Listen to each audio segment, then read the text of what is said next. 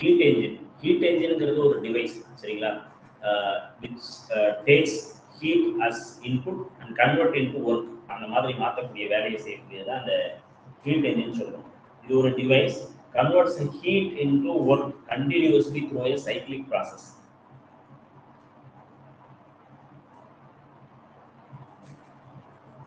Is a device which converts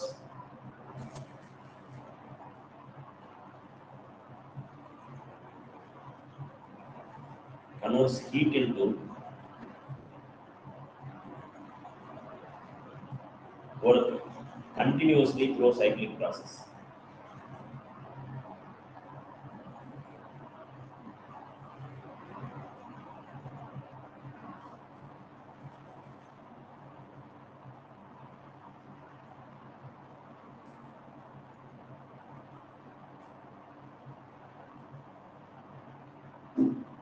heat என்ஜின்ல ஒரு 3 விஷயம் இருக்கு சரிங்களா, 3 முக்கியமான விஷயம். It has 3 parts.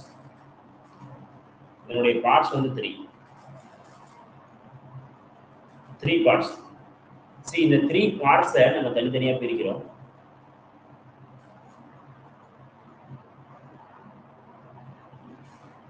So parts நம்ம தனித்தனியா பிரிக்கிறோம். பார்ட்ஸ்ல முதல் பார்ட்ஸ் வந்து hot reservoir.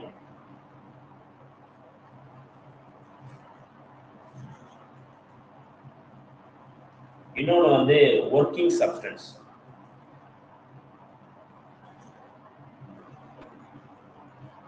So working substance என்ன யூஸ் பண்றோம், அதுக்கு அடுத்தது எட் ரிசர்வாயர் இல்லைன்னா சிங்க்னு சொல்லுவாங்க.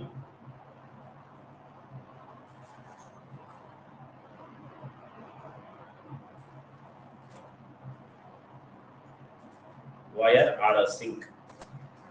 இது வந்து சோர்ஸ்னு சொல்லுவாங்க. Source. So source, working substance, sink. So இந்த மாதிரி வந்து 3 ரிசர்வாயர் இருக்கு. ஃபர்ஸ்ட் எடுத்த உடனே இது வந்து என்னதுன்னா maintain at high temperature. Maintenance at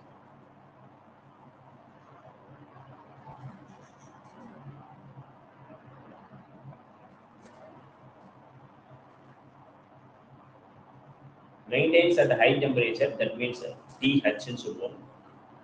இது வந்து ஒர்க்கிங் சப்ஸ்டன்சஸ் எதுவா வேணாலும் இருக்கலாம். என்னன்னா கேஸ், அது for example gas, petrol, water, இந்த மாதிரி ஒர்க்கிங் சப்ஸ்டன்சஸை நம்ம எடுத்துக்கலாம் சரிங்களா. சரி, அதே மாதிரி இங்க வந்து என்னன்னா it is maintain at lower temperature.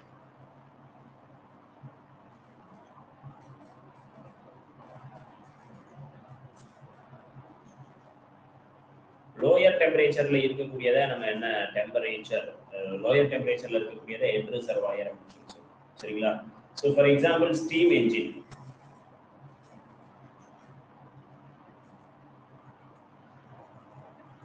So முன்னால பயன்படுத்தப்பட்ட ஸ்டீம் என்ஜின் இப்பயும் சில கொடைக்கானல் அந்த மாதிரியான ஹில் ஸ்டேஷன்ல இந்த ஸ்டீம் என்ஜினை இன்னும் பயன்படுத்திக்கிட்டு இருக்கிறாங்க. அதாவது நிலக்கரியை ஹீட் பண்ணி அதை வச்சு பாயிலிங் வாட்டரை கொதிக்க வச்சு அதுல இருந்து வரக்கூடிய ஸ்டீம்ஸை வச்சு டர்பைனை சுத்த வச்சு அந்த என்ஜின்ஸை, ரயில் என்ஜின்ஸை வந்து இன்னும் இயக்கிக்கிட்டு இருக்காங்க மலை பிரதேசங்கள்லாம். இந்த மாதிரி நிறைய விஷயங்கள் இருக்கு. ஆக்சுவலி நம்ம எப்படி அதை வந்து அப்ரோச் பண்றோம், என்ன பண்றோம் அப்படிங்கிறத பொறுத்து தான் இருக்கு. ஓகே, இப்போ இந்த மாதிரியான விஷயத்துல ஒரு ஹீட் என்ஜினுடைய இன்டர்னல் எனர்ஜி எப்போதுமே சேஞ்ச் ஆகாது. ஒரு பர்ஃபெக்ட் ஹீட் என்ஜினுடைய இன்டர்னல் எனர்ஜி எப்போதுமே சேஞ்ச் ஆகாது. அது ரொம்ப முக்கியமான விஷயம். The change in internal energy of the heat engine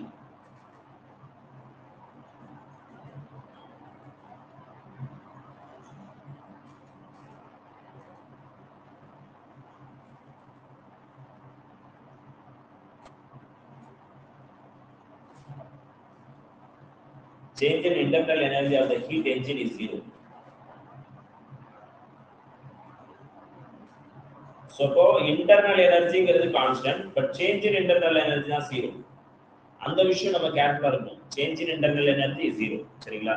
so இப்போ இதை வச்சுக்கிட்டு எஃபிஷியன்சி ஆஃப் ஹீட் என்ஜின் பார்க்குறோன்னா லோயர் டெம்பரேச்சருக்கும் ஹையர் டெம்பரேச்சருக்கும் உள்ள வித்தியாசம், அதாவது ஹீட்டுக்கும் உள்ள வித்தியாசங்களை பற்றி நம்ம பேசக்கூடியதுதான் ஹீட் என்ஜின் நம்ம சொல்லுவோம்.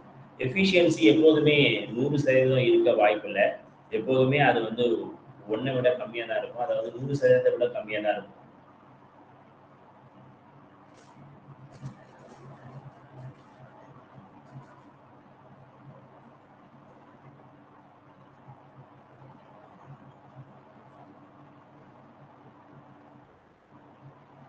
So efficiency of heat engine கண்டுபிடிக்கணும். எப்படி கண்டுபிடிக்கிறது? efficiency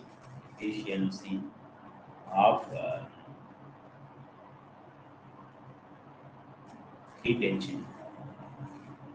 So efficiency of heat engine, ratio of mechanical work done. வந்து என்ன சொல்றோம்னா ratio of mechanical work done. Ratio of mechanical work done. That means output to heat absorbed in cyclic process.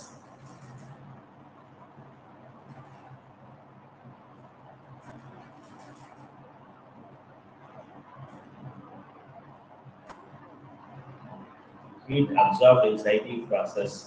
அதாவது cyclic processங்கறத விட one cyclic process அதுதான் கரெக்டான ஆன்சரா இருக்கும். One cyclic process.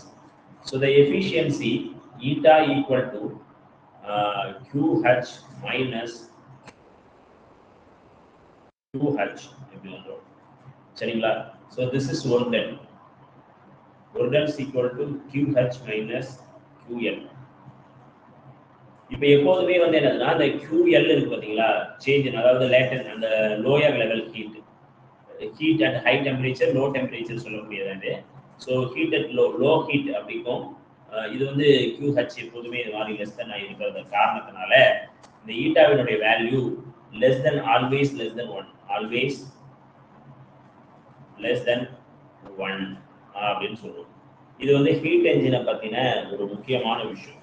Efficiency எப்போதுமே என்ன பண்ணாது அப்படின்னு பார்த்தீங்கன்னா எஃபிஷியன்சி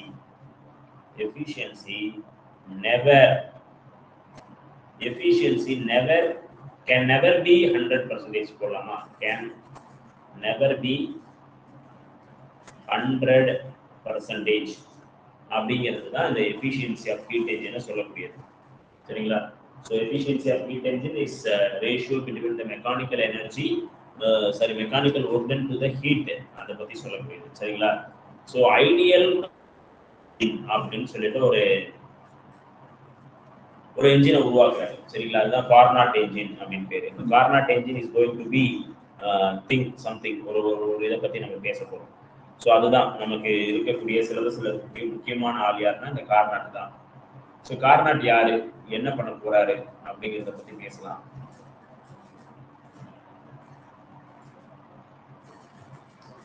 இந்த ஹீட் என்ஜின்ல இன்னொரு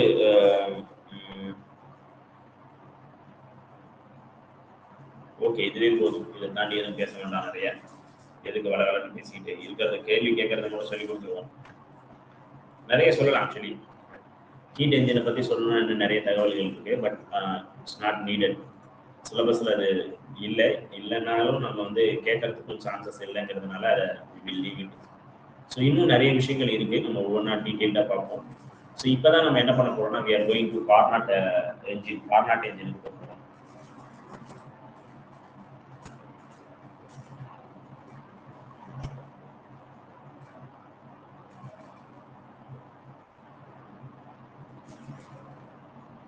கார்னாட் என்ஜின்ங்கிறது வந்து ஒரு தியரட்டிக்கல் என்ஜின். சரிங்களா? நம்ம வந்து ஒரு ரியல் என்ஜின் கிடையாது, ஒரு ஐடியல் என்ஜின். சரிங்களா? Engine cannot be realized. Actual ப்ராக்டிஸ்க்கு நம்ம அதை வந்து யூஸ் பண்ண முடியாது அப்படிங்கிறத நம்ம புரிஞ்சுக்கணும். இட்ஸ் ஒரு engine that is not realised.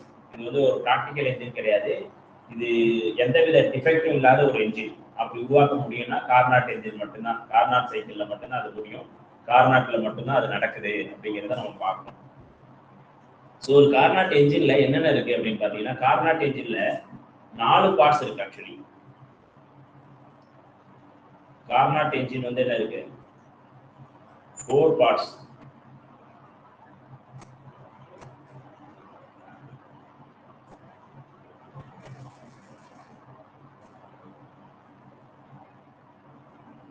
So இது வந்து என்னதுன்னா கார்னாட் என்ஜின் வந்து என்ன பண்ணுது எதனால கார்னாட் என்ஜின் உருவாக்குறாங்க அப்படின்னா அவர் வந்து ஒரு தியரி உருவாக்குறாரு. அந்த தியரி மூலம் இட் கேன் கிவ் ஒரு சைக்கிளிக் ப்ராசஸை இது அட்டைன் பண்ணும்போது மேக்ஸிமம் எஃபிஷியன்சில ஒரு ஒரு பவரை நம்மளால ஜெனரேட் பண்ண முடியும் அப்படின்னு சொல்லிட்டு நம்ம சொல்லக்கூடியது. இது வந்து என்ன சொல்லலாம்னா ரிவர்சபிள் ஹீட் என்ஜின் சொல்லலாம். சரிங்களா? இது வந்து என்ன சொல்லலாம் reversible heat engine. Reversible heat engine. So இந்த ப்ராசஸ் வந்து சைக்கிளிக் ப்ராசஸ்ல இருக்கும். சைக்கிளிக் ப்ராசஸ்ல நடக்கும். இதுல 3 விஷயம் இருக்கு. ஒண்ணு வந்து என்ன அப்படின்னு பாத்தீங்கன்னா கார்னாட் என்ஜின்ல 4 பார்ட்ஸா பிரிக்கிறதுல 4 பார்ட்டை பத்தி நம்ம பேசுவோம். ஸோ ஃபர்ஸ்ட் பார்ட் என்ன அப்படின்னு பாத்தீங்கன்னா it is a source. That means TH அப்படிங்கிற டெம்பரேச்சர். அடுத்து வந்து சிங்க் அப்படிங்கிற டெம்பரேச்சர் TL அப்படிங்கிறது. ஸோ அதுக்கு அடுத்தது இன்சுலேட்டிங் மெட்டீரியல்ஸ்.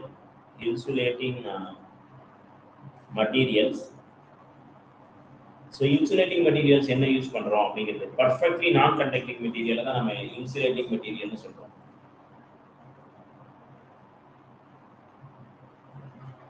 பர்ஃபெக்ட்லி நான்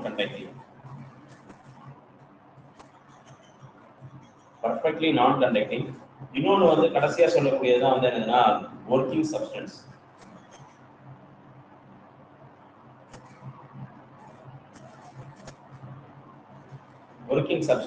ideal case.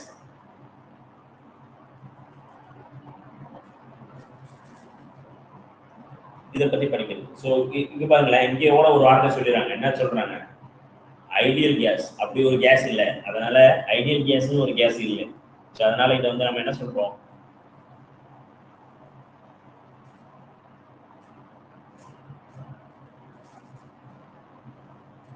So ideal things it cannot be perfect. சரிங்களா? ஸோ என்னன்னா ஒன்று வந்து சோர்ஸுக்கும் சிங்குக்கும் இன்ஃபைனைட் தெர்மல் கெப்பாசிட்டி இருக்கு அப்படின்னு அவரு கன்சிடர் பண்றாரு. கார்னாட் கன்சிடர் பண்றது என்னன்னா source has infinite thermal capacity, சிங்குக்கும் இன்ஃபைனைட் தெர்மல் கெப்பாசிட்டி இருக்கிறதா அவர் கன்சிடர் பண்ணிக்கிறாரு. சரிங்களா? ஸோ இப்போ இது ஒன்றையும் என்ன பண்றாங்கன்னா அந்த கார்னாட் சைக்கிள் வந்து ஒரு 4 ப்ராசஸை ஃபாலோ பண்ணக்கூடிய ஒரு விஷயம். Carnot cycle is based on 4 process. என்னென்ன அப்படின்னு பாத்தீங்கன்னா ஃபர்ஸ்ட் எடுத்த உடனே ஐசோதெர்மல் எழுதலாமா? Isothermal process. ஃபர்ஸ்ட் எடுத்த உடனே ஐசோதெர்மல் ப்ராசஸ். ஐசோதெர்மல் ப்ராசஸ்ங்கிறது என்ன? புரியுதுங்களா? ஃபர்ஸ்ட் ஐசோதெர்மல் ப்ராசஸ்ல அந்த ஐசோதெர்மல்ல 2 விஷயம் நடக்கும். ஒன்னு வந்து expansion. Isothermal expansion. So isothermal எக்ஸ்பான்ஷன்ல என்ன சார் நடக்குது அப்படிங்கிறத பார்க்கணும். ஸோ ஒரு கார்னாட் ஹீட் என்ஜின் எடுத்துக்கிட்டு ஒரு ஐடியல் கேஸ் ஒர்க்கிங் சப்ஸ்டன்சஸ்ல இருக்கு. அதை வந்து என்ன பண்றோம்னா இந்த டெம்பரேச்சர் ஹாட் ரிசர்வாயர், அதாவது சோர்ஸ் அப்படின்னு சொல்லக்கூடிய அந்த சோர்ஸ் மேல கொண்டு வந்து அதை வைக்கிறோம். எதை வைக்கிறோம்?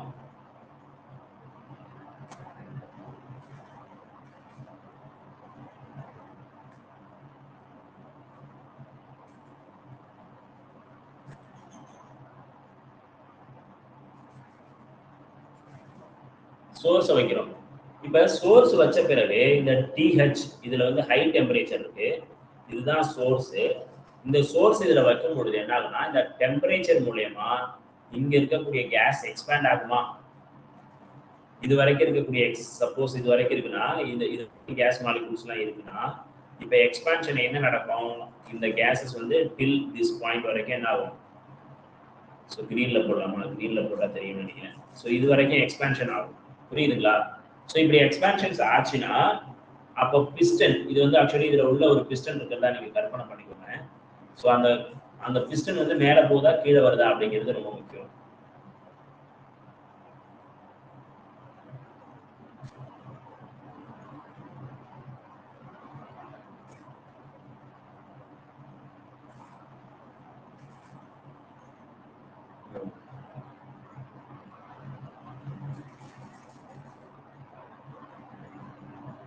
இதான் அந்த பிஸ்டன்.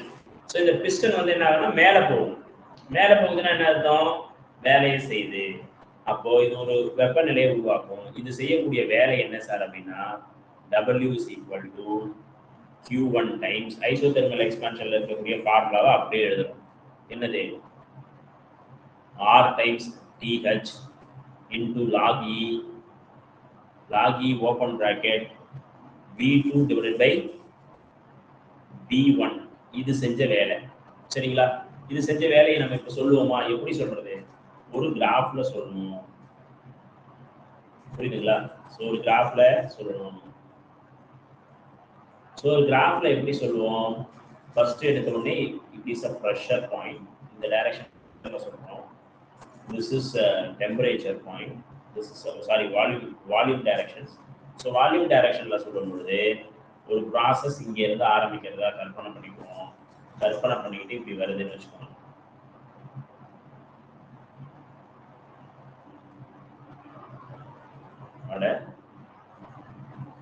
சோ இப்படி நடந்துருக்கு. இதுக்கு பேர் ஐசோதெர்மல் process. ஏங்கிற பாயிண்ட், இது பிங்கிற பாயிண்ட். இப்ப ஐசோதெர்மல் எக்ஸ்பான்ஷன் நடந்ததுனால பிரஷர் என்னாச்சுன்னா குறைஞ்சிடுச்சு. ஆனா வால்யூம் அதிகரிச்சு. பாத்தீங்களா? இங்க இருந்து வால்யூம் என்ன இருக்கு? அதிகரிச்சிருக்கு. இப்போ இது ஏற்படுத்தக்கூடிய ஏரியா இருக்கு பாத்தீங்களா?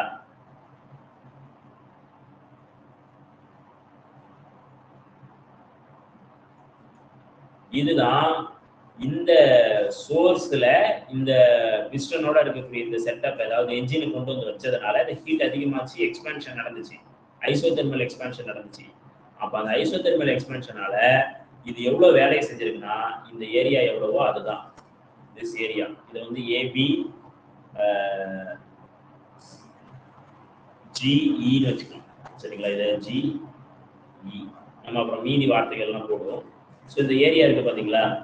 இந்த ஏரியா ஏபிஜிஇங்கிறது தான் இந்த ஒர்க். ஏரியா ஏபிஜிஇங்கிறது தான் என்னது? இந்த ஐசோதெர்மல் ப்ராசஸ்ல நடந்த ஒர்க்கனால நடந்த விஷயங்கள். புரியுதுங்களா? இப்ப என்ன பண்ண போறோம்னா நெக்ஸ்ட் இது ஐசோதெர்மல் எக்ஸ்பான்ஷன்ல நடந்தது.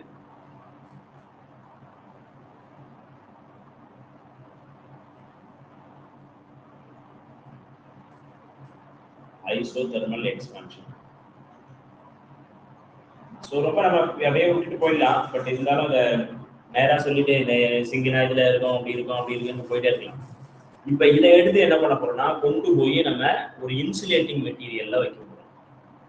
இப்ப எங்க வைக்க போறது இல்ல, இதுக்கு பேரு அடியாபேட்டிக் எக்ஸ்பான்ஷன். அடியாபேட்டிக் எக்ஸ்பான்ஷன் சொல்லுவோம். ஸோ அடியாபேட்டிக் எக்ஸ்பான்ஷனுங்கிறது வந்து என்னதுன்னா, நீங்க நல்லா கவனிச்சிங்கன்னா இது வந்து ஒரு இன்சுலேட்டிங் மெட்டீரியல். இது வந்து என்னதுங்க? இன்சுலேட்டர். ஸோ அந்த பிஸ்டனை அப்படியே எடுத்துட்டு வந்துட்டு, அந்த என்ஜினை அப்படியே எடுத்துட்டு வந்துட்டு, கடவுளே கடவுளே,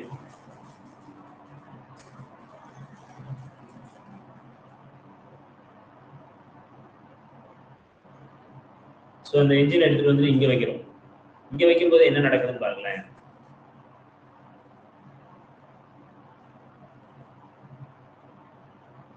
இந்த பிஸ்டன் வந்து என்ன ஆகும்னா இது இன்னும் மேல போகும். காரணம் என்ன சார்? இது மேல போகுதுன்னா இதுவும் எக்ஸ்பேண்ட் ஆகும். சரிங்களா? எக்ஸ்பான்ஷன் ஆனா தெர்மலி எக்ஸ்பான்ஷன் ஆகாது. அங்க என்ன ஆகும்னா வேற மாதிரி எக்ஸ்பான்ஷன் ஆகும். என்ன மாதிரி? Adiabatic expansion. அடியாபேட்டிக்னா என்ன அர்த்தம்? அடியாபேட்டிக்னா என்னங்க?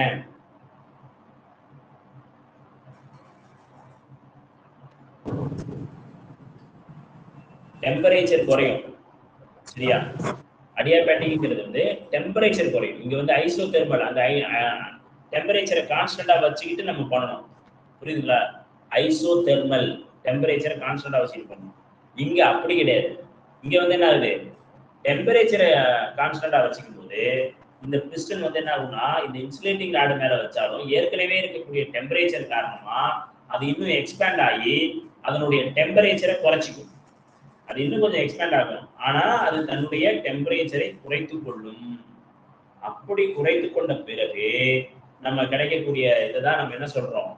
அடியாபேட்டிக் எக்ஸ்பான்ஷன் அப்படின்னு சொல்றோம். சரிங்களா? ஸோ இப்போ அந்த அடியாபேட்டிக் எக்ஸ்பான்ஷன்ல அந்த கிராஃப் எப்படி சார் இருக்கும்னா,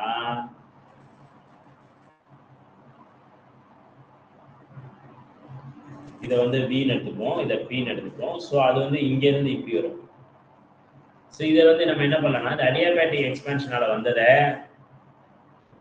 we will go to this part. இந்த பார்ட் எடுத்துட்டே நம்ம என்ன பண்ணுவோம், ஒன்று ஒன்றா நம்ம எக்ஸ்பிளைன் பண்ணோம்னா தான் கரெக்டாக இருக்கும்.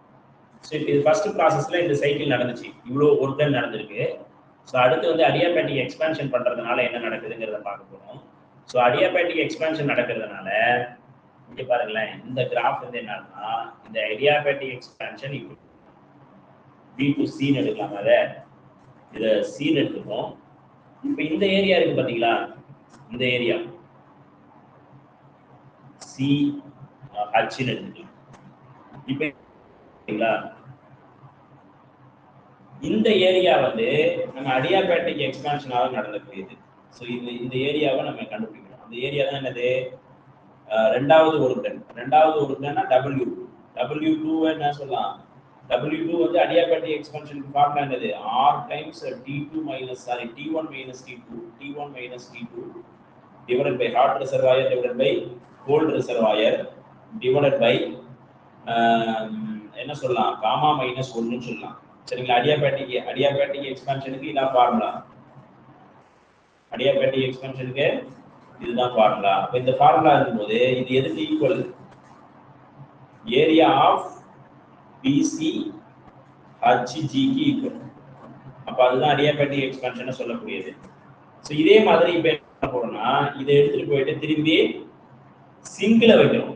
ஃபர்ஸ்ட் ஒரு ஹீட்டா இருக்கிற ஒரு இடத்துல வைக்கிறோம், அது ஹீட் ஆகுது, எக்ஸ்பேண்ட் ஆகுது, கேஸ் தெர்மலி கான்ஸ்டன்டா எக்ஸ்பேண்ட் ஆகுது, அதுக்கு பேர் ஐசோதெர்மல் எக்ஸ்பான்ஷன் சொல்றோம். அதை திரும்பி கொண்டு வந்து இன்சுலேட்டர்ல வைக்கிறோம், அது வந்து என்ன ஆகுதுன்னா இன்னும் கொஞ்சம் எக்ஸ்பேண்ட் ஆகுது. திரும்பி இதை கொண்டு வைக்கிறோம் அப்படின்னா ஒரு சிங்க்ல வைக்கிறோம். சரிங்களா? ஒரு சிங்க்ல வைக்கிறோம். சிங்க்னா என்ன இருக்குன்னா, அதாவது ஹீட் கம்மியா இருக்கிற இடத்துல கொண்டு போய் வைக்கிறோம். ஸோ ஹீட் கம்மியா இடத்துல வைக்கும்போது அது என்ன ஆகுதுன்னா ஐசோதெர்மல் கம்ப்ரஷன் நடக்குது. So isothermal compressions what it do அப்படின்னு பார்க்கலாம். சரிங்களா? ஐசோதெர்மல் கம்ப்ரஷன்ஸ் வாட் இட் டூனா,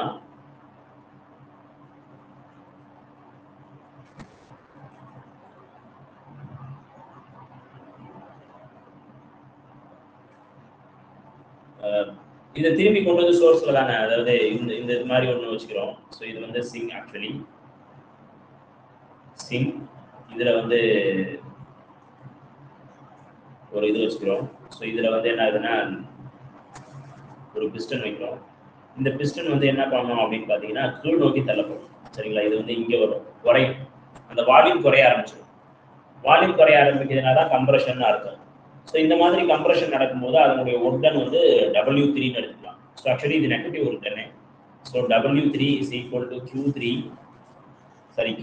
தட் மீன்ஸ் டெம்பரேச்சர், அதாவது ஹீட் 2. W3 equal to Q2ங்கிறது வந்து ஹீட் குறையுது அப்படிங்கிறது. ஸோ அது எவ்வளோ அப்படின்னு பார்த்தீங்கன்னா இன்டெகிரல் ஆஃப் மைனஸ் அந்த டெம்பரேச்சர் குறையும், V4 final temperature V4 V3, initial temperature V3 volume 3. அதை வச்சுக்கிட்டு நம்ம பேசலாம். ஓகே, இந்த ஃபார்முலா மட்டும் எழுதிக்கோங்க, அது இது கொடுக்க வேண்டாம். W3 is equal to Q3 equal to minus RT2 log E into V4 divided by V4 divided by V3 ன்னு சொல்றோம். புரியுதுங்களா? So W3 is equal to Q3 equal to minus RT2 log E V4 divided by V3 அப்படின்னு எடுத்துக்கிறோம். Sir இது என்ன sir, இது V4 V3 எல்லாம் எந்த சார் வந்துச்சு, இங்க என்னமோ போட்டீங்களே, அது என்ன போடுறீங்க, V2 divided by V1 என்ன வந்துச்சு அப்படிங்கிறத பார்க்கணும். ஸோ வால்யூம் ஃபர்ஸ்ட் எங்க இருந்துச்சுன்னா இங்க இருக்கும், இது வந்து V2, இங்க இருந்து ஆரம்பிக்கிற இடம் V3, இங்க முடிகிற இடம் V4. ஆக்சுவலி சாரி, இது V2-ஆ, V2. ஸோ திரும்பி வந்து இந்த சைக்கிள் போகும்ல, அந்த சைக்கிள் போறது தான் நம்ம என்ன சொல்றோம், V4 எடுக்கிறோம். சரிங்களா? இந்த பாயிண்ட் ஆக்சுவலி V1 இங்க என்ன பிரஷர் இருந்திருக்கும்னா P1ங்கிற பிரஷர் இருந்திருக்கும் இந்த பாயிண்ட்ல V2 P2ங்கிற பிரஷர் இருந்திருக்கும். ஸோ அப்படியே இங்க வந்தீங்கன்னா என்ன ஆகும்? இது V1 P1 பிரஷர், இது V2 P2 pressure, V2 P2. So இது வந்து என்னது? V3 P3. இப்போ இந்த adiabatic compression, sorry isothermal compressions. So isothermal கம்ப்ரஷனுக்கும் நம்ம இந்த கிராஃப் இது பண்ணி போடுறது தான் கரெக்டாக இருக்கும். ஸோ அடுத்தடுத்து ப்ராசஸ் எப்படி நடக்குதுங்கிறத அண்டர்ஸ்டாண்ட் பண்ணிங்க. You just understand the process. Understand பண்ணிக்கிட்டா நம்ம இது ஈஸி. இந்த கார்னாட் என்ஜின் வந்து என்ன எஃபிஷியன்சி கேட்க போகிறாங்க, அதுக்கப்புறம் என்ன நடக்குதுங்கிறத பார்க்க போகிறோம். ஸோ அது எப்படி மாறுதுங்கிறத நீங்கள் புரிஞ்சுக்கிட்டீங்கன்னா கொஞ்சம் நல்லா இருக்கும். அவ்வளோதான். மற்றபடி வந்து ஒன்றும் இல்லை, பெரிய இதெல்லாம் வரப்போகிறது இல்லை. ஸோ இப்போ இந்த கிராஃப் அப்படியே என்ன மாறும்னா அடுத்த கேஸ் ஐசோதெர்மல் கம்ப்ரஷன் இப்படி நடக்கும். இதுக்கு பேர் ஐசோதெர்மல் கம்ப்ரஷன். ஸோ அப்போ இந்த பாயிண்ட்டுக்கு வருதா? இந்த பாயிண்ட்டை நம்ம என்ன சொல்றோம்னா V4, P2 அப்படின்னு சொல்றோம். சரியா? P4. ஸோ இந்த மாதிரி வரும். அதுக்கடுத்து அடியாபேட்டிக் கம்ப்ரஷன்ல வந்து என்ன ஆகும்னா இது திருப்பி இங்கே போயிடும். புரியுதுங்களா? இது சைக்கிளை முடிச்சிடும். கடைசியா பார்த்தீங்கன்னா இந்த இடத்துக்கு வந்துடும். இது வந்து C, இது வந்து Dன்னு சொல்றோம். இப்போ இந்த ஏரியா இருக்கு பாத்தீங்களா? இந்த ஏரியா இதை வந்து Fன்னு சொல்லலாம். அப்ப இதனுடைய ஏரியா வந்து என்னன்னா W3 is equal to area of என்ன சொல்லலாம், C times H, CH. Oh my god.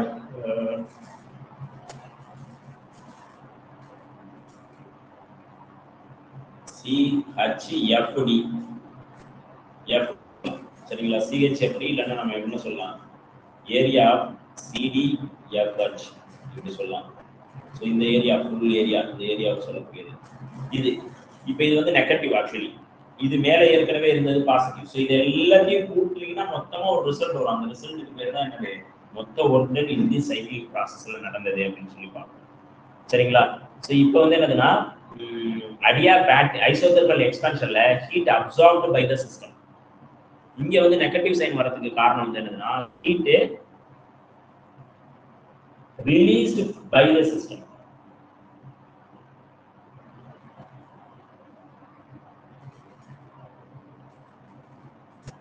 Heat is released by the system. Work done வந்து நம்ம என்ன சொல்றோம், work done is equal to heat released by the system. So இந்த மாதிரி அடுத்து fourth stroke adiabatic expansion, sorry, compression பண்றோம். அடுத்து next adiabatic compression. So அத மேலே வரைஞ்சு பார்க்கல. adiabatic compressions வந்து என்ன நடக்குதுன்னா திரும்பி adiabatically நடக்குது. adiabatically நடக்கும்போது W4 is equal to நம்ம கிராஃப் எப்படி வரையணும்னா இதுதான். So negative times of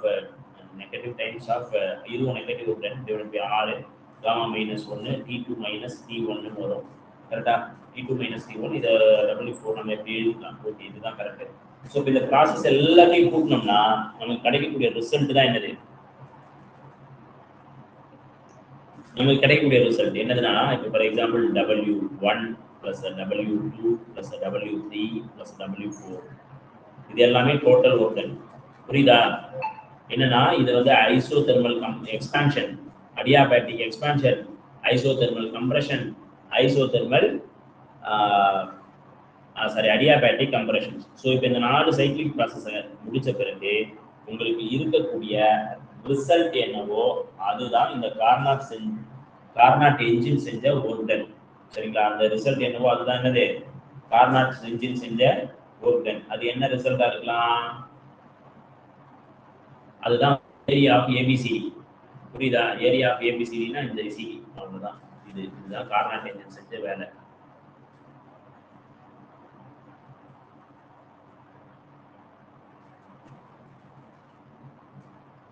Carnot engine செஞ்ச வேலை தான் ABCD, area of ABCD.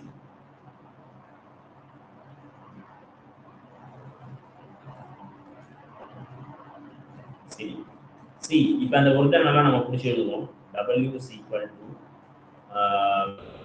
first work done என்னதுன்னா r t1 times log e times v2 divided by v1 plus r times t2 minus t1 divided by gamma minus 1 sorry t1 minus t2 t1 minus t2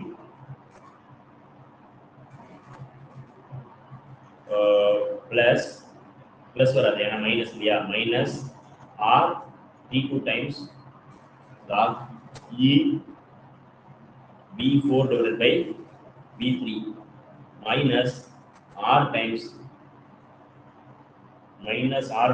t2 minus t1 close bracket divided by gamma minus 1.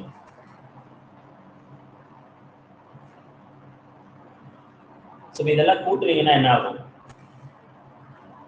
இங்க பாத்தீங்களா ஒரு விஷயம், isothermal ப்ராசஸ்ல T1 மட்டும் தான் இருக்கும், இங்க T2, இங்க T மட்டும் தான், ஒரே ஒரு T மட்டும் தான் இருக்கு, ஏன்னா Tங்கிறது கான்ஸ்டன்ட். ஆனா அடியாபேட்டிக்ல டெம்பரேச்சர் மாறும், அடியாபேட்டிக்ல டெம்பரேச்சர் மாறும், ஐசோதெர்மல்ல ஹீட் அப்படியே இருக்கும், வால்யூம் மட்டும் மாறும், இல்ல வால்யூம் மட்டும் மாறும்.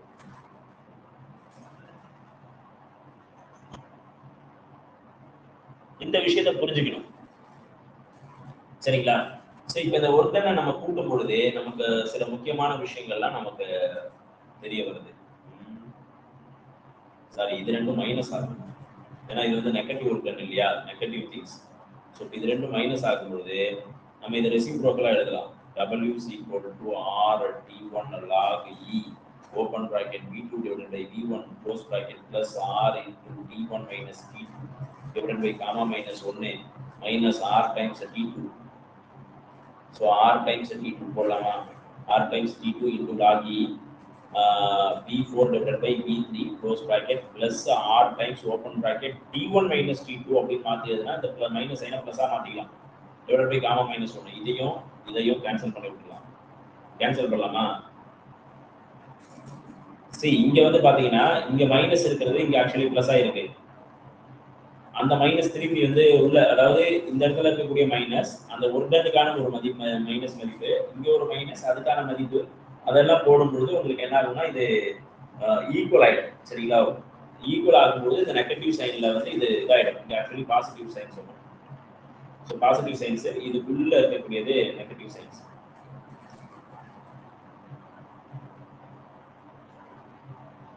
இது பாசிட்டிவ் தான், அதை ரெசிப்ரோக்கலா மாற்றி எழுதும்போது இது நெகட்டிவா மாறுது, ஓகேவா?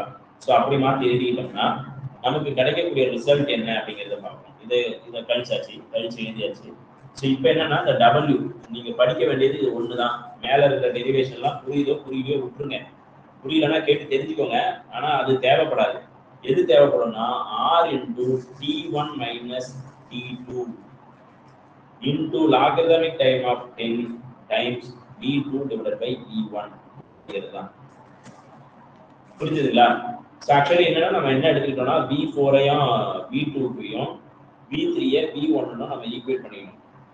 ஸோ அப்படி எழுதிக்கிட்டீங்கன்னா இந்த ஃபார்முலால V4க்கு பதிலாக V2ஐயும் V1க்கு பதிலாக V1ஐயும் V3க்கு பதிலாக V1ஐயும் சப்ஸ்டிட்யூட் பண்ணீங்கன்னா இந்த ஃபார்முலாவை இப்படி எழுதலாம். இதுதான் total work in Carnot engine. Carnot என்ஜின்ல உங்களுக்கு கிடைக்கக்கூடிய டோட்டல் ஒர்க் இந்த ஒரு ஃபார்முலா தான் ரொம்ப முக்கியமான ஃபார்முலா. இது தெரிஞ்சா போதும், வேற எதுவுமே தெரிய வேண்டாம் உங்களுக்கு, புரியுதுங்களா? இப்ப நம்ம என்ன பண்ண போறோம்னா கார்னாட் என்ஜின்ல என்னென்ன மாதிரியான கொஸ்டின்ஸ் கேட்கலாம் அப்படிங்கிறத பார்க்கலாம். இது கார்னாட் என்ஜின்ல 3 விதமான திங்ஸ் இருக்கு, சாரி 4 விதமான திங்ஸ் இருக்கு. ஸோ அந்த 4 விதமான திங்ஸ் எக்ஸ்பிளைன் பண்ணிட்டோம், அதனுடைய ஒர்க் பேசியாச்சு. இப்போ இந்த கார்னாட் என்ஜின்ல என்னென்ன மாதிரியான ப்ராப்ளம் கேட்கலாம் அப்படின்னா, ஒன்று எஃபிஷியன்சி தான் கேட்பாங்க. எஃபிஷியன்சி தான் முக்கியமான இது. இதை எத்தனை கேட்கலாம்னு பாருங்க. ஒர்க்கும் ஒர்டன் கொடுத்துட்டு temperature of the sink, sorry temperature of the source கொடுத்துட்டு கேள்வி கேட்கலாம், சரிங்களா? Temperature of the source, sorry heat of the source கொடுத்துட்டு கேள்வி கேட்கலாம், ஒன்று.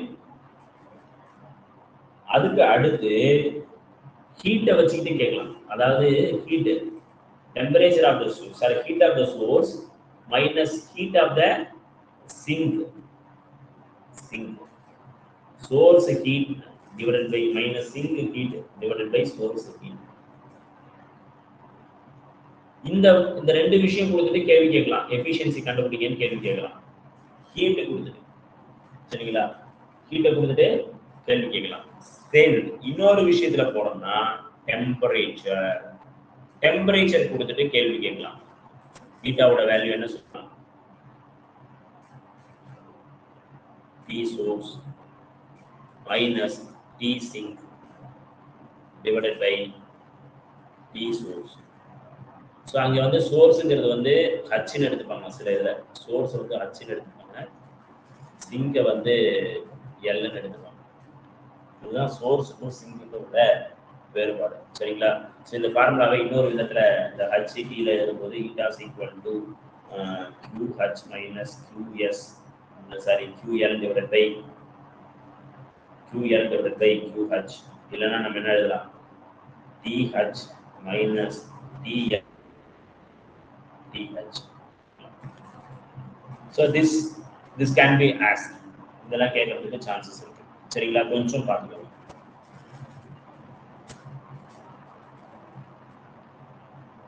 See, இதுதான் எஃபிஷியன்சி. எஃபிஷியன்சி எதை பொறுத்து இருக்கு சார்? ஒரு கார்னாட் என்ஜினுடைய எஃபிஷியன்சி எதை பொறுத்து இருக்கு சார்? நம்ம கேள்வி கேட்டீங்கன்னா it only depends on temperature of the source and sink.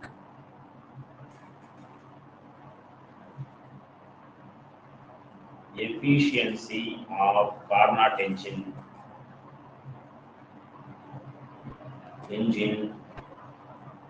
only depends. Efficiency of Carnot engine only depends on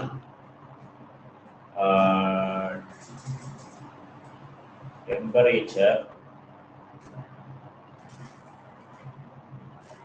of the source and sink and independent of all other factors.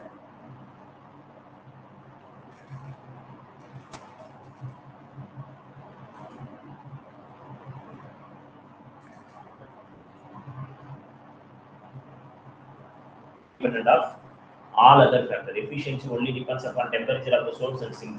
Independent of all other factors. That means working substances கூட depend பண்ணி இருக்காது. Carnot engine is a perfect reversible engine.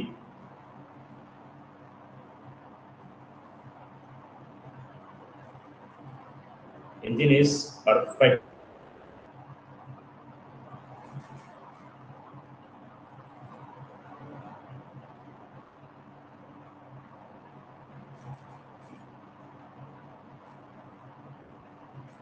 இது ஒரு perfect reversible engine சரிங்களா. All the particle efficiency இந்த ரொம்ப முக்கியமான விஷயம் என்னன்னா பிராக்டிகல் என்ஜினுடைய எஃபிஷியன்சி எப்போதும் லெஸ்ஸா இருக்கும். ஓகேவா? இங்க வந்து என்ன யூஸ் பண்றோங்கிறது முக்கியம். ஐடியல் கார்னாட்னாவே ஐடியல்னு சொல்லியாச்சு. ஸோ இப்போ ஐடியல் வந்து பிராக்டிக்கலை விட எஃபிஷியன்சி கம்மியா இருக்கும். ஸோ இப்போ இருக்கிறதுலே அதிகமா இருக்கக்கூடியது கார்னாட் என்ஜினுக்கு தான் எஃபிஷியன்சி அதிகம் அப்படின்னு பார்க்கணும். ஸோ எஃபிஷியன்சியை சம்டைம்ஸ் வந்து ஒரு ஃபார்முலால கேட்கலாம். In terms of adiabatic expansion ratio and adiabatic constant, அதை ஒரு கேள்வி கேட்க chances. Efficiency of Carnot engine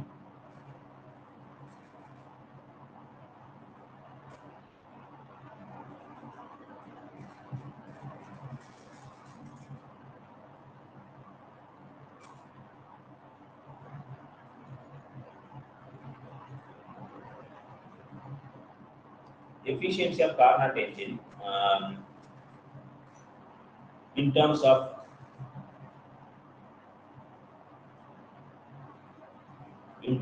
adiabatic expansion ratio.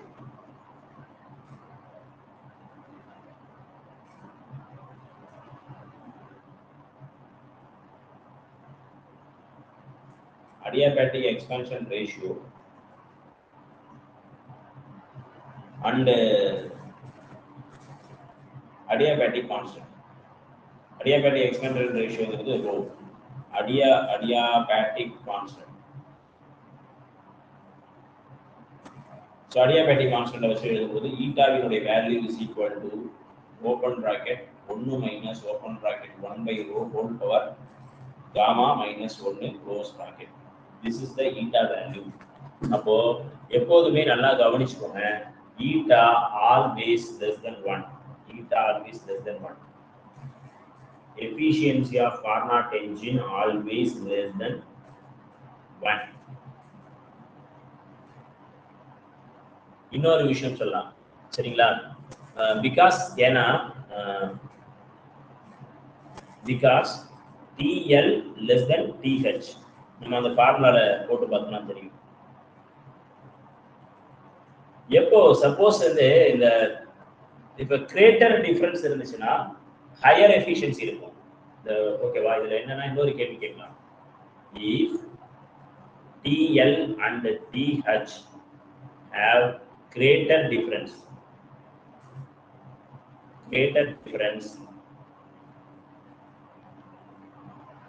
then it has higher efficiency.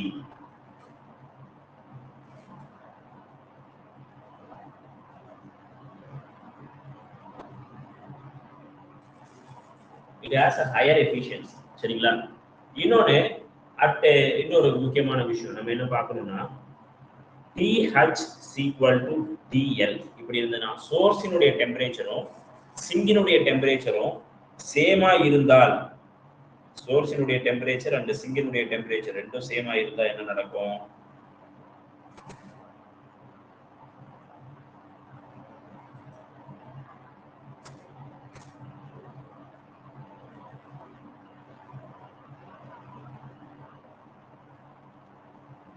efficiency 1 or if TH is equal to TL னா என்ன ஆகும்?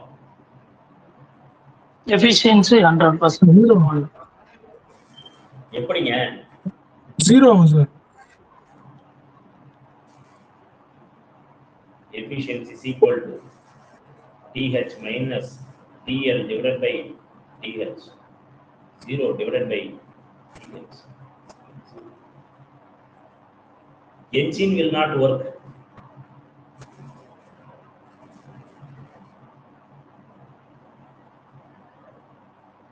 புரியுதுங்களா?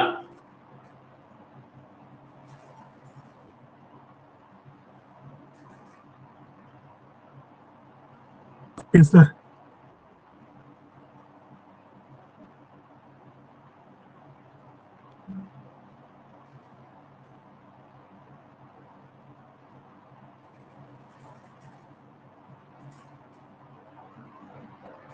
So Carnot engine ல நடக்கக்கூடியது full and full reversible.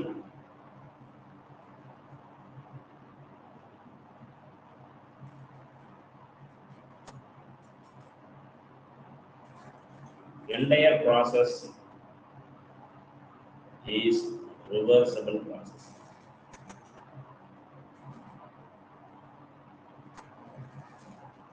Entire process is a reversible process.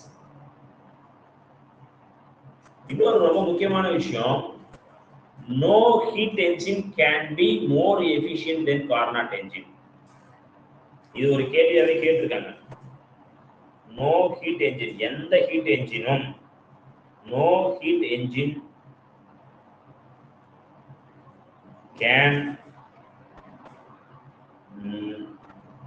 heat engine can be more efficient, can be more efficient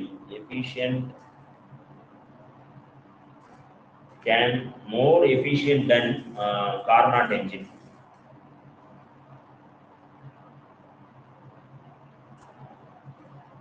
That means as it is ideal.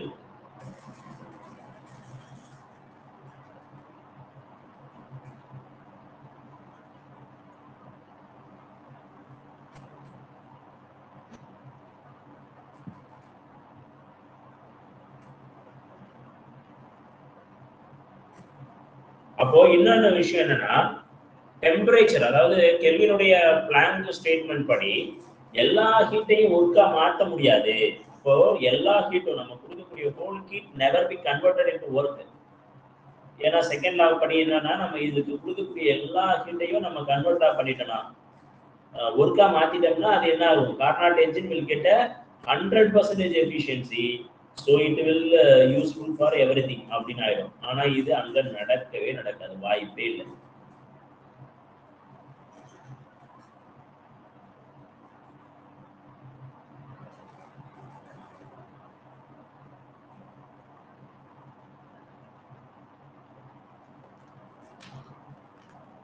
புரியுதுங்களா?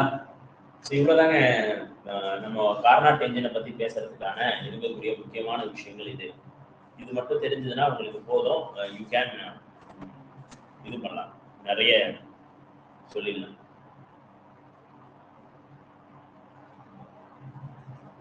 Sir சொல்லுங்க sir. No heat engine can be more எஃபிஷியன்ட்னு சொன்னீங்களா sir? அது புரியல sir. அது புரியல sir, இன்னொரு தடவை சொல்லுங்க சார். அதாவது கார்னாட் என்ஜின் ஒண்ணு இருக்குங்க, இருக்கிறதுலயே உச்சபட்ச எஃபிஷியன்சி கொண்டது கார்னாட் என்ஜின் மட்டும்தான்.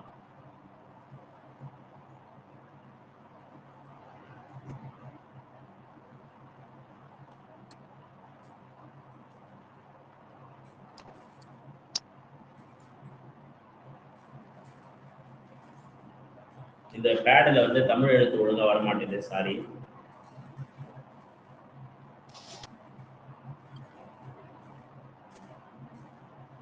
கார்னாட் என்ஜினுக்கு மட்டும்தான் அதிக எஃபிஷியன்சி இருக்கு, வேற எதுக்குமே இல்லை.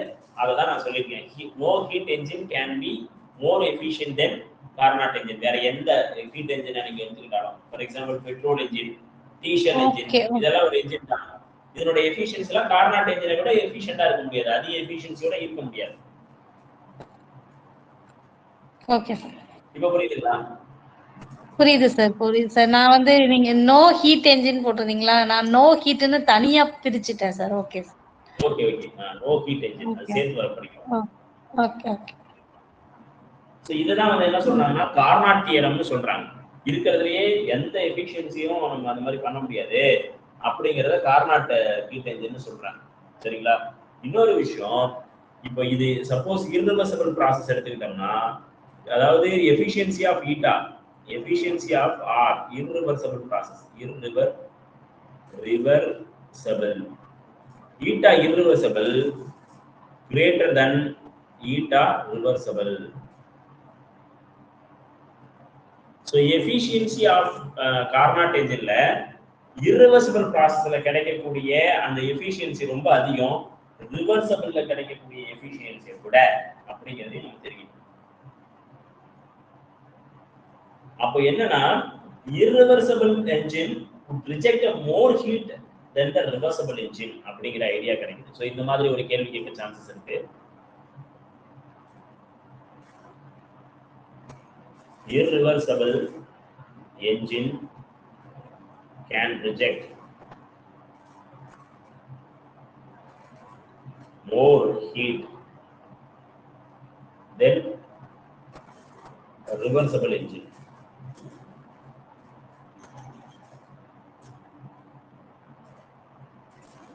Irreversible engine can reject a more heat than the reversible engine அப்படிங்கறத பார்ப்போம்.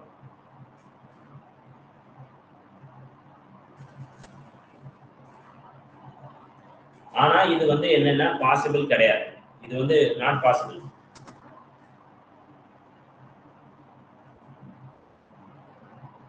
பிகாஸ் ஏன் it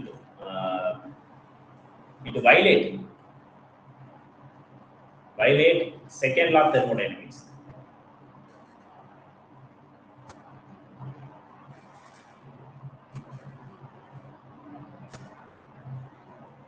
second law of thermodynamics எப்படி நடக்க சான்ஸ் இல்லை.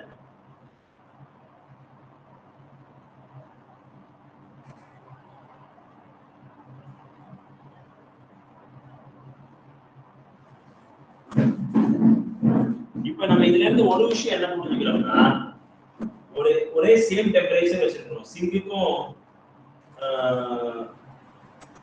சோர்ஸுக்கும் இடையில ஒரே சேம் டெம்பரேச்சர் வச்சிருக்கோங்க. அப்போ ஒரே சேம்னா சிங்கும் சோர்ஸும் ஒரே டெம்பரேச்சர் இல்ல, சிங்குக்கு ஒரு டெம்பரேச்சர், சோர்ஸ்க்கு ஒரு டெம்பரேச்சர். நீங்க irreversible ப்ராசஸ்ல அந்த ஹீட் என்ஜின் நடந்துச்சுன்னா அது என்ன நடக்கும், ரிவர்சபிள்ல நடந்துச்சுன்னா என்ன நடக்கும் அப்படின்னு பார்த்தா efficiency of Carnot engine irreversible heat என்ஜினுடைய எஃபிஷியன்சி இருக்கு பாத்தீங்களா, அது வந்து ஹையர் எஃபிஷியன்சியை வச்சிருக்க முடியாதுங்கிறா. எப்படி ஒரு விஷயம் அதான் என்ன சார் ஒரு டவுட்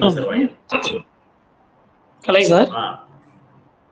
சொல்லுங்க. இப்போ வந்து efficiency of irreversible process greater than கொடுத்துருக்கீங்க. இப்போ ரிவர்சிபிள் ப்ராசஸ் தானே எப்பயுமே ஹையரா இருக்கும் 100% எஃபிஷியன்சி.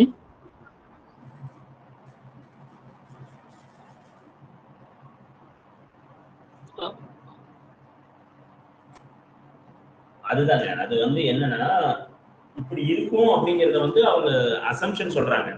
அதனாலதான் நான் சொல்லிட்டேன், புரியுதுங்களா? என்ன வார்த்தை சொல்லியிருக்கேன் பாருங்க இந்த இடத்துல. irreversible engine can more heat than reversible engine. அதனால இந்த மாதிரி நம்ம வந்து கன்சிடர் பண்ணிக்கிறோம். ஆனா இது வந்து என்ன இதுல not possible because it violates second law of thermodynamics. இது வயலேட் பண்ணுது அப்படின்னு தெரியும். Okay okay sir. சார் இப்போ இந்த கண்டிஷன்ல என்ட்ரோபி எப்படி இருக்கும்? இது வந்து எஃபிஷியன்சி. அப்ப இர்ரிவர்சிபிள்ல என்ட்ரோபி வந்து எப்பயுமே கிரேட்டரா இருக்கும். இர்ரிவர்சிபிள்ல எப்போதுமே என்ட்ரோபி கிரேட்டரா இருக்கும். எந்த ப்ராசஸா இருந்தாலும் இர்ரிவர்சிபிள் ப்ராசஸ்னாவே என்ட்ரோபி அதிகம், ரிவர்சிபிள்னாவே entropy zero, change in entropy zero. Yes sir, yes sir, correct. நம்ம சொல்லிருக்கோம் இல்லையா? Right sir, thank you sir. Yes sir, yes sir. Okay, அதுதான். இப்போ என்னன்னா இது வந்து என்னது, இப்போ இதுல இருந்து என்ன தெரியுதுன்னா this is wrong அப்படிங்கிறது தெரிய வருது, புரியுதுங்களா? அதான் can reject more heat. எதனால wrong? அதனால அதான் நான் சொல்லி முடிக்கிறதுக்குள்ளே நீங்க கேள்வி கேட்டீங்க. Okay, anyhow no problem.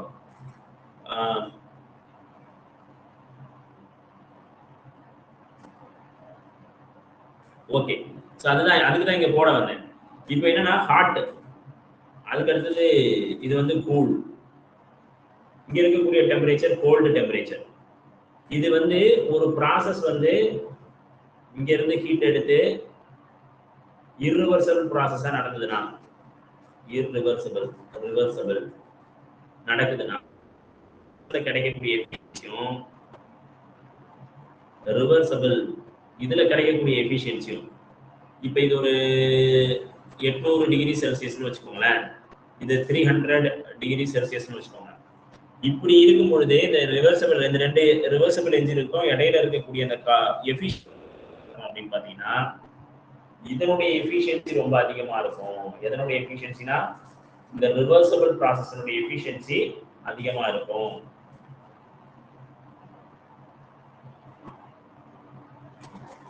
சொல்லலாமா? இப்போ இதுக்கு அந்த வார்த்தைகள்ல சொல்லுவோம். இப்போ இந்த கேள்வி வந்து எப்படி கேட்பாங்கன்னா வெறுமனே கேட்க மாட்டாங்க, இந்த ஆப்ரேட்டிங் சேம் அப்படிங்கிற ஒரு பதில சொல்லி தான் கேள்வி கேட்பாங்க. இது அந்த வார்த்தை நான் அப்படியே எழுதுறேன், irreversible, புத்தகத்துல இருக்கிறத அப்படியே எழுதுறேன். Reversible, irreversible heat engine cannot have higher efficiency than reversible engine.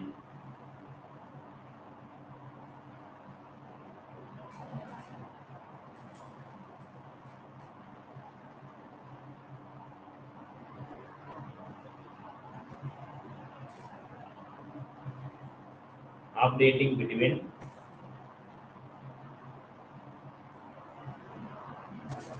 same heat reservoir.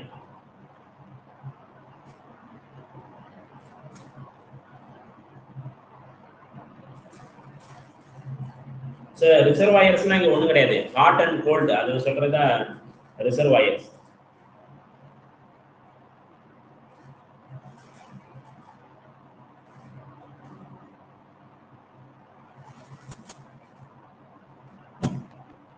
அப்ப irreversible சைக்கிளுக்கு லோ தெர்மல் எஃபிஷியன்சி சொல்லலாமா? இதுக்கு வந்து லோ தெர்மல் எஃபிஷியன்சி,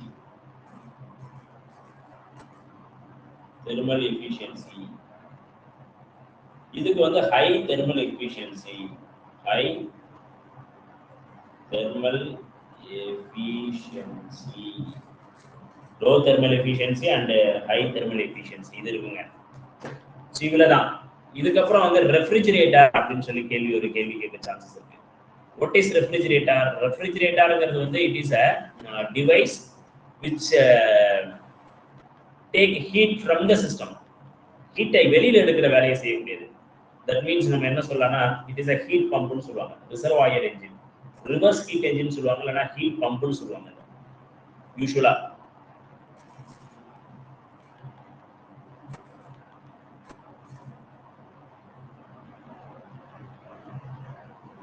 ரொம்ப சின்னதா இருக்குது.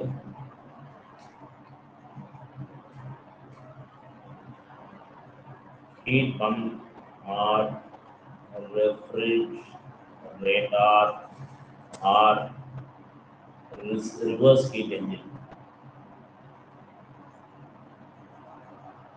So reverse heat engine இது ஆப்போசிட்டா நடக்குது. அதாவது கோல்டுல இருந்து இந்த ஒர்க்கிங் சப்ஸ்டன்சஸ் வந்து ஹாட் எப்படி பண்ணுதுமே இது பண்ணுது அப்படிங்கிறது. ஸோ நம்ம இங்க சொன்ன மாதிரி இது வந்து ஹாட். ஸோ ஹாட் பார்ட்டுக்கு கோல்டு பார்ட்லேருந்து நம்ம என்ன பண்ணுறோம்னா சம் ஹீட்டை வந்து எடுக்கிறோம். அதாவது எடுத்த பிறகு என்ன ஆகுதுன்னா இந்த ரிவர்ஸ் ப்ராசஸ்ல இருக்கும். இதுதான் சப்ஸ்டன்சஸ், ஒர்க்கிங் சப்ஸ்டன்சஸ், சரிங்களா? ஸோ இதில் வேலை செஞ்சு என்ன பண்ணுதுன்னா இது ஹார்ட்டுக்கு போகுது. அப்படி போகும்பொழுது என்ன நடக்குது அப்படிங்கிறத பற்றி பேசுறது தான் இது. ஸோ இந்த விஷயத்தை பற்றி பார்க்குறோம்னா இதில் நம்ம என்ன சொல்கிறோம்னா எஃபிஷியன்சின்னு பேசுறது இல்லை, it is a coefficient of performance பேசுறது. கேள்வி ஒரே கேள்வி தான் இதில், வேற எந்த கேள்வியும் இல்லை. Coefficient of performance. Coefficient of performance, coefficient of பர்ஃபார்மன்ஸ்ங்கிறது வந்து beta is equal to QL divided by work done. Beta is equal to temperature, heat கம்மியா இருக்கிறது divided by work done. அப்ப heat கம்மி divided by work done எவ்வளோ? heat அதிகம் minus heat கம்மி.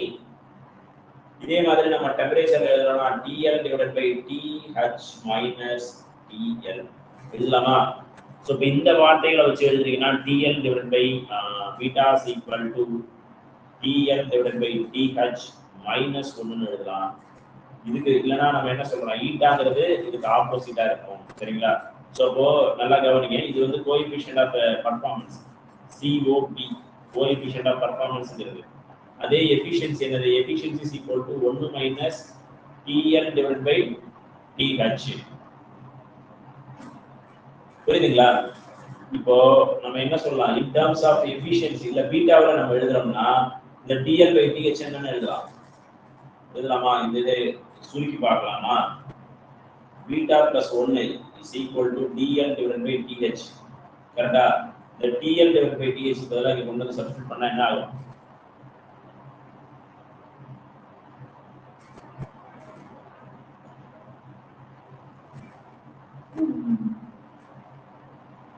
One minus beta. 1 by 1 minus eta. 1 is equal to 1 minus. ஆஹா, ஏதோ தப்பா இருக்கே. சரி, எதை சார் சப்ஸ்டிட்யூட் பண்றீங்க?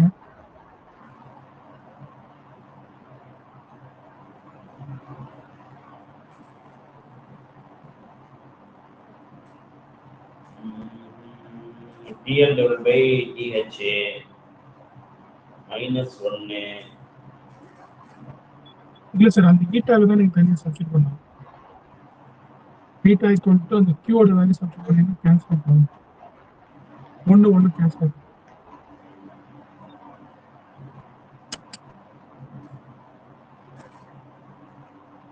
இல்ல ஏதோ நம்ம மிஸ்டேக் பண்ற மாதிரி இருக்கே.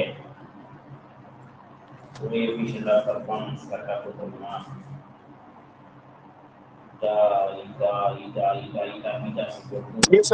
ஃபைனல் ஆன்சர் பார்த்தீங்கன்னா TL by TH equal to QL by QH. அதுதானே வரணும்.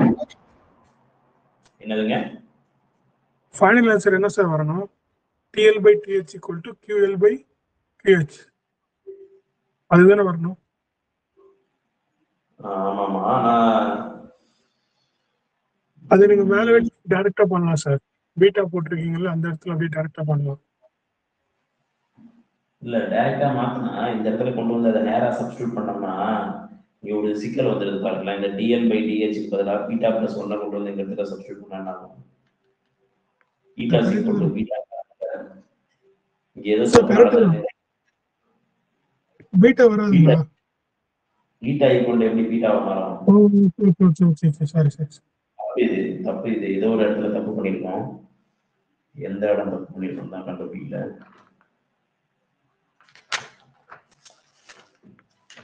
எஃபிஷியன்சி ஏதோ ஒரு மிஸ்டேக் எங்க பண்ணோம்.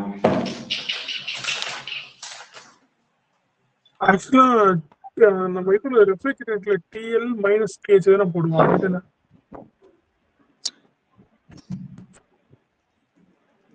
அப்படி இல்லைங்களா சார்? புரியலங்க. ஜென்ரலா நம்ம ரெஃப்ரிஜரேட்டர்னா நம்ம எந்த டெம்பரேச்சர் மாத்தி தானே சார் போடுவோம். டிஹெச் மைனஸ் டிஎல் போட மாட்டோம். இல்ல இது கரெக்ட் தான்.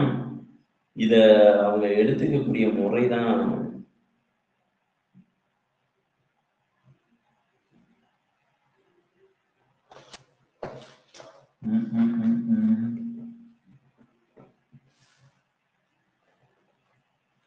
சரி ஓகே. இதை ஆக்சுவலி இப்படி எடுத்துக்கூடாது, இது தவறா இருக்கு. அவங்க ப்ராசஸை வேற மாதிரி பண்ணியிருக்காங்க. சரி ஓகே, நம்ம will tell one by one. சரிங்களா? இப்போ நம்ம என்ன சொல்லணும்னா இதை டிஹெச் கோஎஃபிஷியன்ட் ஆஃப் பர்ஃபார்மன்ஸை TL divide by DH minus டிஎல்னு சொல்லியிருக்கோமா? TL TH minus TL. இப்போ இது ரெண்டையுமே டிஹெச்சால நம்ம டிவைட் பண்றோம், மேலையும் கீழையும். TL divide by DH divide by DH minus TL divide by TH. இப்போ பீட்டாஸ் ஈக்குவல் டு நம்ம என்ன எழுதலாம்? டிஹெச் டிவைட் பை அதாவது இந்த இந்த இந்த இதை சிம்பிளிஃபை பண்ணலாமா? DH divide by DH divide by D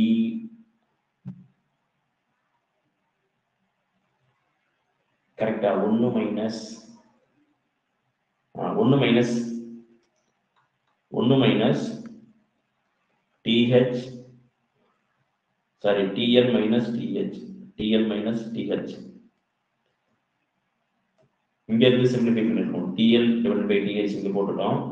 இதை வந்து என்ன பண்றோம்னா இந்த DH divide by DH minus TL divide by DH தனித்தனியாக பிரிச்சு எழுதிட்டு இந்த டிஹெச் டிவைட் பை டிஹெச் வந்து 1 எடுத்துக்கிட்டோம், டிஎல் டிவைட் பை டிஹெச் எடுத்துக்கிட்டோம். இப்போ இதனுடைய மதிப்பு என்னது?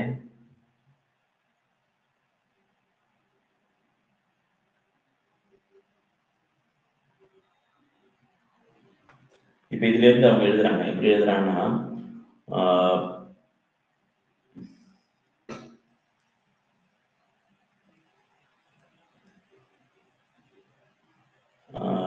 TL divide by DH minus ஒன்று தானே?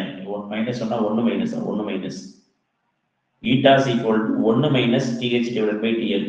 கரெக்டா? இப்போ இந்த விஷயத்தை அவங்க அப்படியே கன்வெர்ட் பண்ணியிருக்காங்க. என்ன கன்வெர்ட் பண்ணியிருக்காங்கன்னா டிஎல் டிவைட் பை டிஹெச் பதிலாக நீங்க என்ன எழுதலாம்?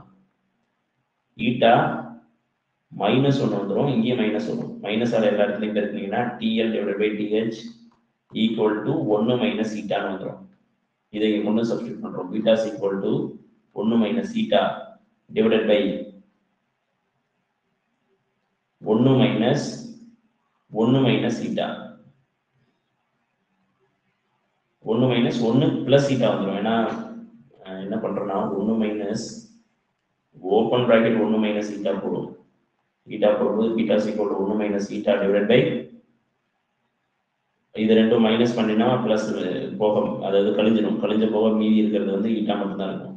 ஸோ இப்போ கோஎஃபிஷியன்ட் ஆஃப் பெர்ஃபார்மன்ஸுக்கும் ஈட்டாவுக்கும் உள்ள ரிலேஷன்ஸ் இதுதான். Eta's equal to 1 minus beta. சரிங்களா? So sorry beta's equal to 1 minus eta divide by ஈட்டாங்கிறது தான் இந்த கோஎஃபிஷியன்ட் ஆஃப் பெர்ஃபார்மன்ஸ் வச்சு சம்டைம்ஸ் இந்த மாதிரியான கேட்க சான்ஸ் இருக்கு, கொஞ்சம் பார்த்துக்கோங்க.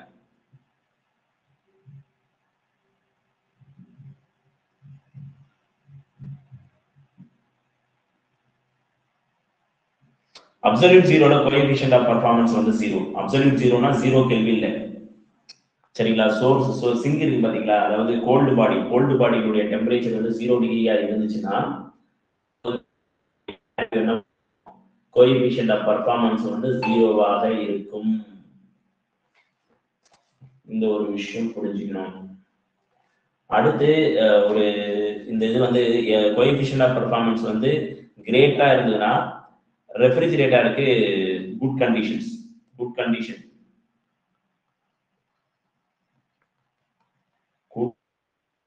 or refrigerator.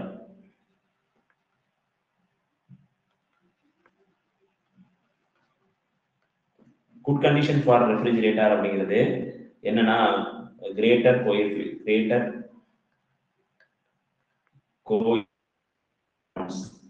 பீட்டாவினுடைய வேல்யூ கிரேட்டரா இருக்கணும். நம்ம யூஸ் பண்ணக்கூடிய பொதுவா டிபிக்கல் ரெஃப்ரிஜிரேட்டர்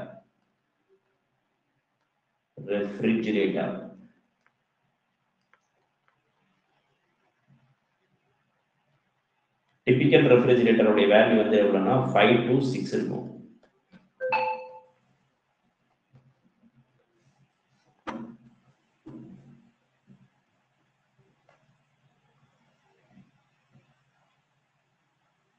ஸோ ரெஃப்ரிஜிரேட்டர் மொத்தமா என்ன பண்றோம்னா ஹீட்டை வெளியில எடுக்கிறோம்.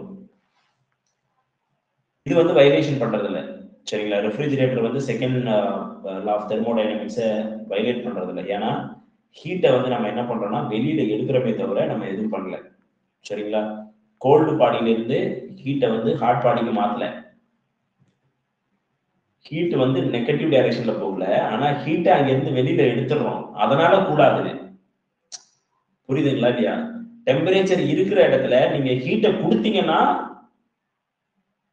சாரி, டெம்பரேச்சர் இல்லாத இடத்துல என்ன சொல்லலாம், டெம்பரேச்சர் இருக்கிற அது கூல் ஆகும். ஆனா நம்ம டெம்பரேச்சர் இருக்கிற இடத்துல கூலை கொடுக்க முடியாது. அந்த கூல்னஸை ஹீட்டை வேணா எடுக்க முடியுமே தவிர அந்த கூலிங்கே கொடுக்க முடியாது. அதான் பிரச்சனையே. உங்களுக்கு இந்த செகண்ட் லா ஆஃப் தெர்மோடைனமிக்ஸ் கொஞ்சம் நல்லா புரியணும். அதுக்கு யாருக்கெல்லாம் புரிஞ்சுதோ அதுக்கு அவங்களுக்கு இது புரிஞ்சிடும். செகண்ட் லா ஆஃப் தெர்மோடைனமிக்ஸ் புரியாதவங்களுக்கு இது புரியாது. அவ்வளவுதான் விஷயம். நான் சொன்னது விளங்குச்சுங்களா? யாருக்கெல்லாம் விளங்கல இந்த ஒரு விஷயம் மட்டும் நீங்க புரிஞ்சுக்கணும். இதை வச்சு கேள்வி கேட்பாங்க. இதை நம்ம எப்படி புரிஞ்சிருக்கிறோம் அப்படிங்கறத வந்து டெஸ்ட் பண்ணுவாங்க கண்டிப்பா.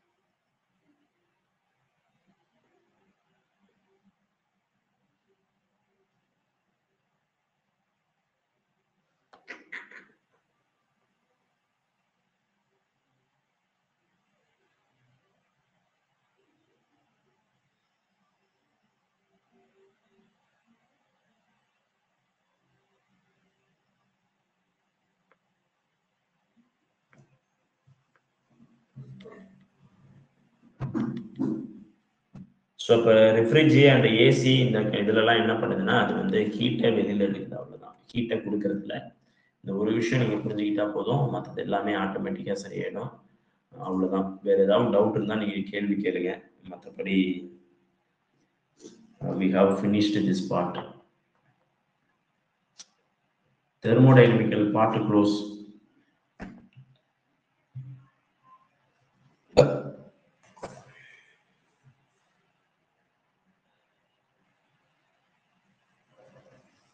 மீதி வந்து அடுத்து இருக்கக்கூடியது வந்து இது என்னது, செகண்ட் பார்ட் ஸ்டாட்டிஸ்டிக்கல் மெக்கானிக்ஸ்.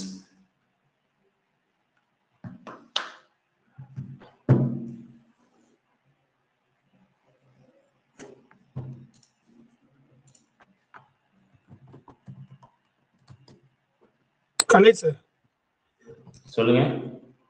ஒரே ஒரு சின்ன டவுட். இப்போ நம்ம செகண்ட்ல பார்த்தீங்கன்னா ரெஃப்ரிஜரேட்டருக்கு எந்த ஒரு இன்ஸ்ட்ருமெண்ட்டாக இருந்தாலுமே சரி நம்ம 100% எஃபிஷியன்சி கொடுக்க முடியாது. அதே போல் நீங்கள் எவ்வளோ ஹீட்டு கொடுக்குறீங்களோ அதே சேம் யூனிட் நமக்கு கிடைக்காது, லைக் ஒர்க் டன் கிடைக்காது. அதை நீங்கள் இந்த இடத்துல எதுக்காக சொல்ல வரீங்க சார்? எஸ்பெஷலி இப்போ நீங்கள் போட்டீங்களா இந்த பீட்டான்னு சொல்லி, அது எதுக்காக பண்ணிருக்கீங்க? அதாவது கோஎஃபிஷியன்ட் ஆஃப் பர்ஃபார்மன்ஸ்ங்கிறது வந்து ஒரு ஒரு ஒரு சிஸ்டத்துல இருந்து நீங்க எந்த அளவுக்கு ஹீட்டை எடுக்க முடியும் அப்படிங்கிறது தான் கோஎஃபிஷியன்ட் ஆஃப் பர்ஃபார்மன்ஸ்ங்கிறது. அதாவது ஹீட்டை எடுத்து வெளியில அனுப்புறது. Okay sir, okay sir. Extracted from the cold body to work needed to transfer into hot body. அப்போ என்னன்னா நம்மளுடைய ரூம் டெம்பரேச்சர் ஒரு 30 டிகிரி செல்சியஸ் வச்சுக்கோங்க. இப்ப நம்ம ரூம் டெம்பரேச்சர் 30 டிகிரி செல்சியஸ் இருக்கு, வெளியில இருக்கக்கூடிய டெம்பரேச்சரும் 30 தான் இருக்கும். மிஞ்சி போனா 1 டிகிரி 2 டிகிரி 1 டிகிரி செல்சியஸ் வந்து குறைவா இருக்க வாய்ப்பு இருக்கு ரூம் டெம்பரேச்சரை விட. ஏன்னா ரூம் ஆல்வேஸ் நம்ம அடைச்சு வச்சிருக்கிறதுனாலே நம்ம மூச்சு விடுறதுனாலே கொஞ்சம் ஹீட் ஆயிடும். இது வந்து நம்ம ஐடியலா ஃபர்ஸ்ட் பேசுவோம். ஐடியலா பேசுறதுன்னா நீங்க வந்து என்ன பண்றீங்கன்னா, இப்போ ஹீட் அதாவது ரூம்ல இருக்கக்கூடிய ஹீட்டை ஏசி ஃபிட் பண்ணியிருக்கோம். இந்த ஏசி என்ன பண்ணும், ரூம்ல இருக்கக்கூடிய ஹீட்டை வெளியில எடுத்து தள்ளும், எக்ஸ்சேஞ்ச் பண்ணுது. ஆமா, அந்த எக்ஸ்சேஞ்ச் பண்ணதில்ல, இங்க உள்ள இருக்கக்கூடிய ஹீட்டை எடுத்து வெளியில தள்ளி விட்டுரும். இது எவ்வளவு வேகமா பண்ண முடியுங்கிறது தான் coefficient of performance. Okay okay okay.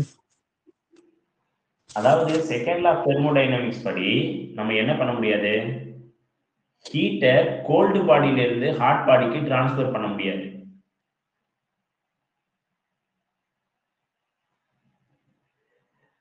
கரெக்டா? Yes sir. அதுக்கு தான் நம்ம ஒரு ஒர்க்கிங் சப்ஸ்டன்ஸ் யூஸ் பண்ணி அது பண்ணுவோம். கரெக்டுங்களா? அப்போ வந்து பண்ண முடியாதுன்னா நம்ம என்ன பண்ணோம், வேலை செய்யணும். அப்ப என்ன எவ்வளவு வேலை நம்ம செய்யறோம் அப்படிங்கிறத பொறுத்து அந்த பர்ஃபார்மன்ஸ் வந்து இருக்கும். சரிங்களா? Okay okay. அதுதான் விஷயம். இப்போ நம்ம ஃபார் எக்ஸாம்பிள் ஹீட் எக்ஸ்ட்ராக்டட், அதுக்கு எவ்வளவு வேலை செஞ்சீங்க அப்படிங்கிறது தான் பீட்டாங்க. சிம்பிளா சொல்ல போனா நம்ம எப்படி சொல்லலாம், பீட்டாங்கிறது வந்து என்னன்னா, beta is equal to heat extracted divided by work done. இதுதான் விஷயம். Heat extracted divided by heat work done தான் நம்ம என்ன சொல்றோம், பீட்டான்னு சொல்றோம். ஒரு பர்ஃபெக்ட் ரெஃப்ரிஜரேட்டர் என்ன பண்ணும்னா, transfer heat from the cold body, அதாவது cold body to hot body, ஏதாவது ஒரு வேலையை செய்யாம பண்ண முடியுமானா வாய்ப்பு இல்லை. புரியுதுங்களா? இப்ப சப்போஸ் வச்சுக்கோங்களேன், Q1ங்கிற ஹீட்டை Q2, உள்ள இருக்கக்கூடிய டெம்பரேச்சரும் வெளியில இருக்கக்கூடிய டெம்பரேச்சரும் 1 அப்படின்னு வச்சுக்கோங்களேன்.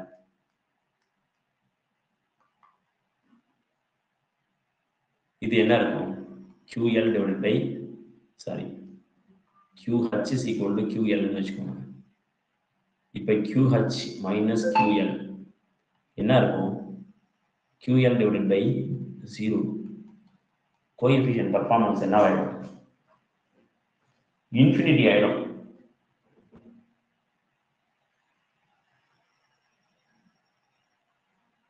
ஓகே.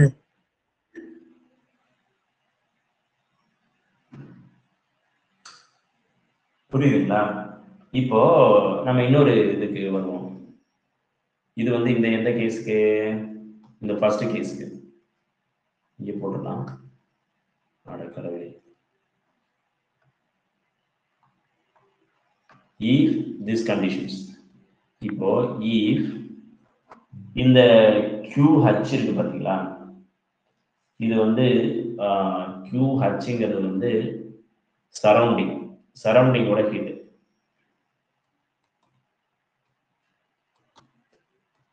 QLங்கிறது வந்து கோல்டு பாடியோட ஹீட். சரிங்களா? இப்போ சப்போஸ் இந்த கோல்டு பாடியினுடைய ஹீட் வந்து 0ன்னு இருக்குன்னு வச்சுக்கோங்களேன். கோல்டு பாடியினுடைய ஹீட் 0வா இருந்துச்சுன்னா என்ன நடக்கும்? இந்த பீட்டாவோட value is QL is equal to 0. என்ன ஆகும்?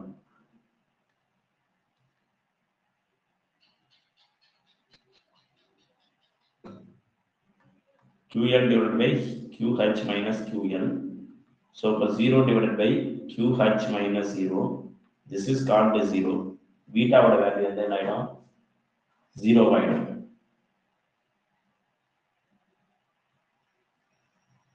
Surrounding la higher temperature இருக்கு. இந்த கோல்டு பாடியில இருந்து அதை கொண்டு போக முடியாது. அப்ப பர்ஃபார்மன்ஸ் 0. அப்ப என்னன்னா இந்த இடைப்பட்ட இருக்கக்கூடிய எந்த வேல்யூல வேணாலும் உங்களால என்ன பண்ண முடியும்? இந்த ஹீட்டை வந்து அதை எவ்வளவு அமௌண்ட் ஆஃப் ஹீட்டை அந்த இதுல இருந்து எடுத்து வெளியில தள்ளுது அப்படிங்கிறத கண்டுபிடிக்க முடியும். அதுக்கு தகுந்த மாதிரி இதனுடைய கோஎஃபிஷியன்ட் பர்ஃபார்மன்ஸ் இருக்கும்.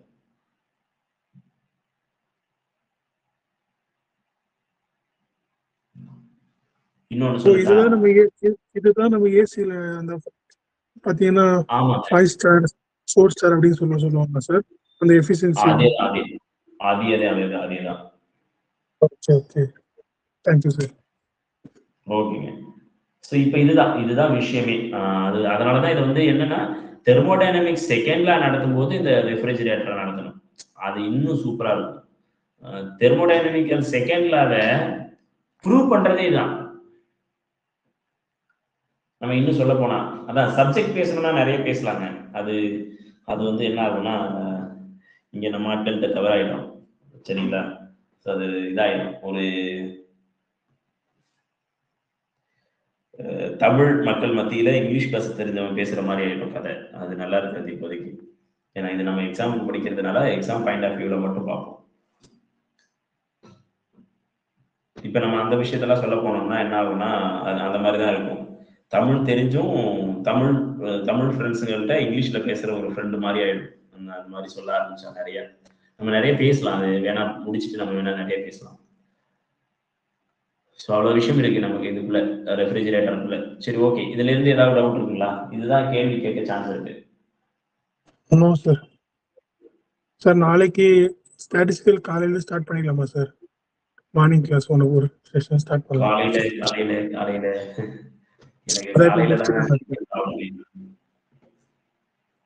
சரி, நான் ட்ரை பண்றேன். கண்டிப்பா ட்ரை பண்றேன். Okay sir. இல்லைன்னா எனக்கு யாராவது எழுப்பி விடணும். அதான் ரொம்ப முக்கியம். நான் தூங்கிடுவேன். ரொம்ப அது பேர் என்னது நான் பார்த்துக்கிறேன் சார்.